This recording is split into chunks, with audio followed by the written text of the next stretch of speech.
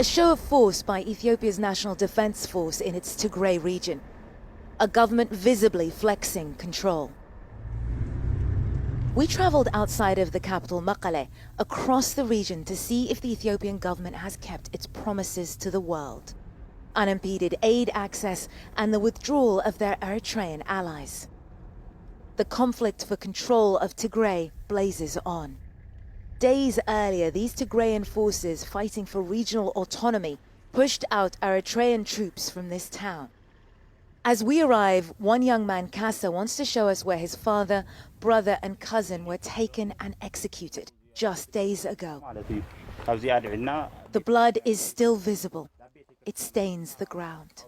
They didn't want to wash away his blood. He says they wanted to leave it there. The body they took to the graveyard, but the blood, the place where his father was executed, the family still wants that place marked. Just a few meters from where Kassa's father died, his brother and cousin were executed. Murdered, he says, by Eritreans, the same Eritreans who are supposed to have withdrawn. We return with Kassa to his family.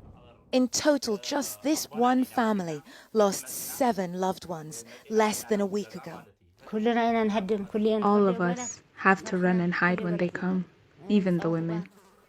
They rape the women and then kill them. May God bring mercy on us, because we don't know what we can do.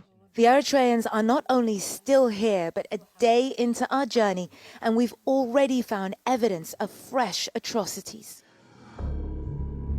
We hear that the holy city of Aksum to the west has been sealed off by Eritrean soldiers for 12 days. We need to see for ourselves. So we head out towards Aksum, but don't get very far. Something's not right. The team car behind us radios in. There's a car coming. A UN driver flashes us a warning, but we decide to press on. Hello. Salam. Can we go ahead? We're gonna go. No problem. Thank you. But the road ahead is blocked. We get out of the car with our hands up and identify ourselves to the Ethiopian soldiers. Hey, hello. CNN. We're CNN, journalists. It's impossible. We are journalists. It's impossible. Sir, tell us. Ask our commander. We spoke. No. The soldier spots our camera. Sir. They're incredibly tense. It's okay. The soldiers close in on us. We asked there. Why not asking our commander? Sir, we asked. As we're pulled to one side, we turn on our covert camera. Are we detained? Unless we are detained, we're not giving them the camera. We'll only go to the administration, the civilian administration. If you want to have detained a CNN team, then that's what's happened now, because we're not going to the camp willingly. They have now said that we are allowed to go and meet the general in a civilian location, but it is still against our will. But we're going. On our way to the headquarters, we're able to hide our footage, and we are later released. At the local hospital, we find out why the soldiers didn't want us to film. What happened? Yeah, it's okay. You're clearly in shock. Just take a moment to breathe and then tell us what happened. We were in the bus station when the shooting started. We were running, trying to get away, and that's when it happened. This girl is so scared. She's covering her face, but she wants to tell us what happened, which is that a grenade detonated in front of a group of soldiers, and she says they started randomly opening fire on civilians. She is clearly not a soldier. She's a teenage girl, and she says that she was shot through the leg. This is the main route to Aksum. It's a vital supply artery, but for 12 days now, nothing has been able to pass. First checkpoint, Ethiopian soldiers let us through. Ahead, we've been warned by senior Ethiopian military sources we'll find Eritrean soldiers. As we crest the hill, before we reach the second checkpoint, we turn on our covert cameras. Hello, sir.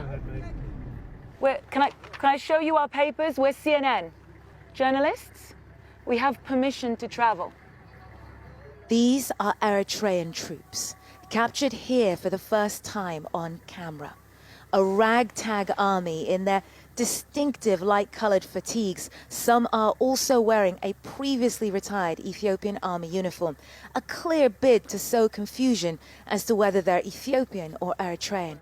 The Eritrean soldiers are telling us that we don't have permission to travel, even though the Ethiopian soldiers waved us through.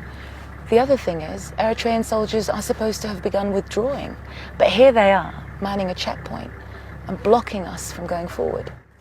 Hello, sir. Salamat. How are you? Journalists? We have permission. You're asking us to turn back?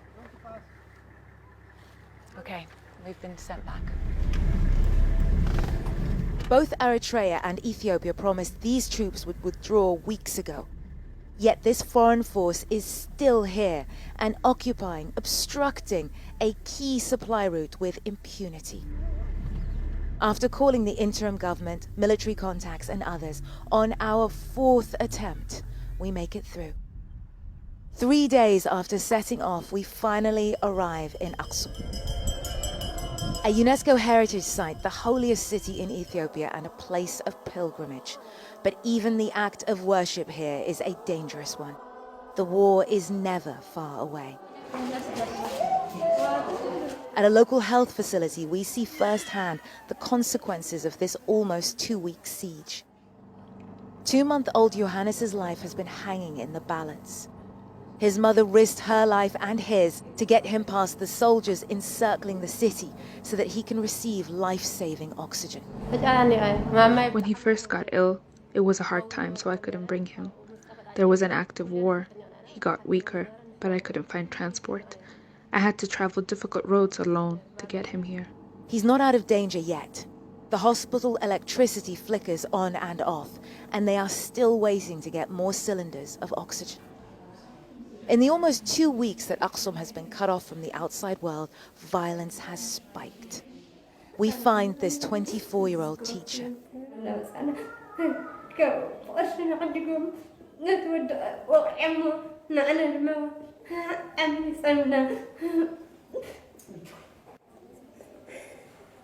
Do you know who did this to you? Eritrean soldiers did this. I'm so sorry. This is just one case that we are able to capture because we're here, but it's impossible to know how many more women this was done to while this city was closed off from the outside world. Another health facility, Aksum Referral Hospital. Soldiers walk in and out of the hospital with impunity. One spots the camera and runs off. They've run out of blood here. Doctors and medical students are donating their own, but it's still not enough. People who could have been saved are dying. Every patient you see here, the old, the young, the helpless, all injured in this conflict. Our journey here has brought into focus the hollowness of Ethiopia's promises. As we leave Aksum, a line of soldiers encircles the hospital. There is no respite. Nima Elbagir, CNN, Aksum, Ethiopia.